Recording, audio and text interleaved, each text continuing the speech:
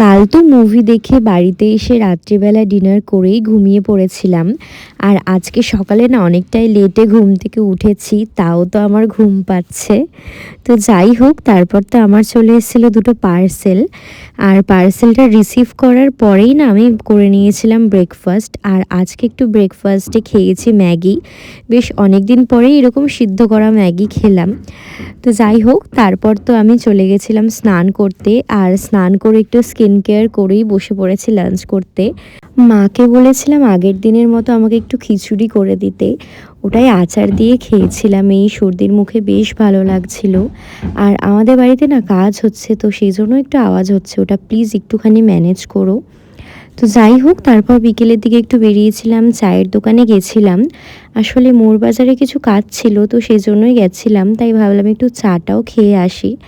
আর আজ তো বেশ অনেক দিন পরেই চা খেলাম। তারপর তো চলে গেছিলাম মোড় বাজারে, ওই টুকিটাকি কিছু জিনিস কেনার ছিল, তো সেই জন্যই গেছিলাম। আর মোড় বাজার থেকে বেরিয়ে চলে গেছিলাম মিষ্টির দোকানে।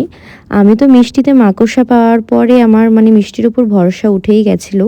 তাও আজকে অনেক দিন পর আবার মিষ্টি খাচ্ছি। আর এই দোকানের মিষ্টিটা না সত্যিই খুব পরিষ্কারভাবে বানানো হয়।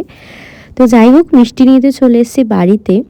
আর বাড়ি এসে দেখলাম পাপা এই হট ব্যাগটা কিনে এনেছে। আর এটা তো ভীষণই প্রিটি দেখতে, আমার তো বেশ ভালো লেগেছে, কালারটাও কিন্তু খুব সুন্দর। আর তারপর তো আজকে অনেক দিন পরেই মিষ্টি খেলাম।